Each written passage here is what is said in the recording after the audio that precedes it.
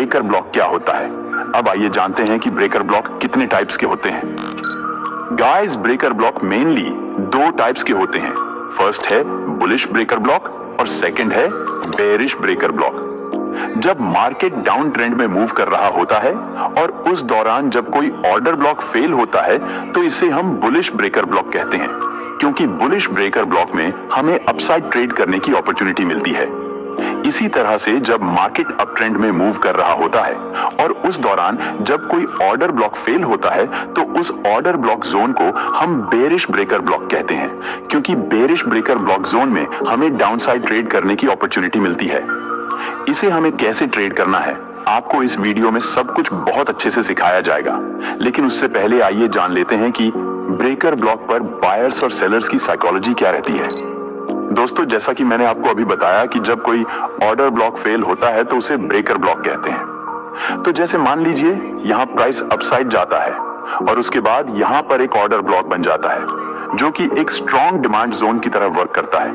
क्योंकि up trend market में जो भी ऑर्डर ब्लॉक बनते हैं इस ऑर्डर ब्लॉक पर बहुत सारे बायर्स एक्टिव होते हैं। जब भी प्राइस इस ऑर्डर ब्लॉक पर आता है तो यहाँ पर बायर्स एग्रेसिव बाइंग करने लगते हैं, जिसकी वजह से प्राइस इस ऑर्डर ब्लॉक से रिजेक्ट होकर अपसाइड चला जाता है।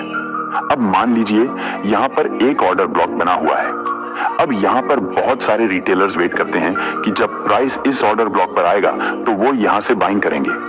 अब देखिए, कई बार ऐसा होता है कि जब प्राइस यहाँ इस ऑर्डर ब्लॉक पर आता है यहाँ पर बहुत सारे बायर्स बाइंग करने लगते हैं, लेकिन इस बार बायर्स प्राइस को यहाँ से रिजेक्ट नहीं कर पाते हैं, क्योंकि बायर्स के कंपैरिजन में सेलर्स ज्यादा स्ट्रांग होते हैं, यानी कि बाइंग से ज्यादा इस ऑर्डर ब्लॉक पर सेलिंग हो रही होती है, जिसकी वजह से बायर्स प्राइस को अपने कंट्रोल में नहीं कर पाते हैं,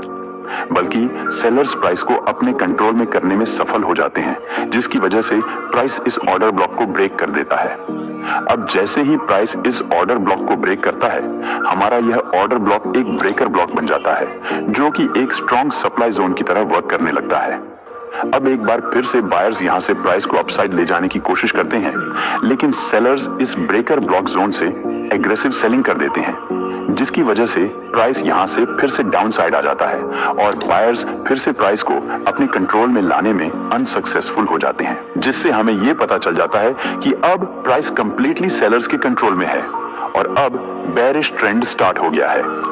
मुझे उम्मीद है कि अब आपको बहुत अच्छे से समझ आ गया होगा कि ब्रेकर ब्लॉक क्या होता है, ऑर्डर ब्लॉक फेल कैसे होता है और ब्रेकर ब्लॉक पर बायर्स और सेलर्स की साइकोलॉजी क्या रहती है। अब आइए जानते हैं कि हमें ब्रेकर ब्लॉक को ट्रेड कैसे करना है। ब्रेकर ब्लॉक को ट्रेड करने के लिए हम दो ट्रिक्स को यूज करेंगे और ये दोनों ट्रिक्स मार्केट में बहुत बेहतरीन तरीके से काम करती हैं।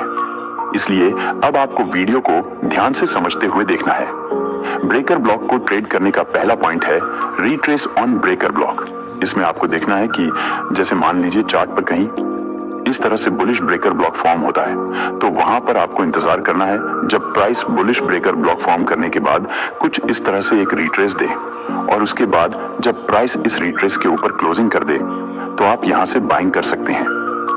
साथ ही ध्यान रहे कि जब प्राइस इस रिट्रेस के हाई को ब्रेक करे तो ये ब्रेकआउट वाली कैंडल की अपर विक इस तरह से ज्यादा लॉन्ग नहीं होनी चाहिए।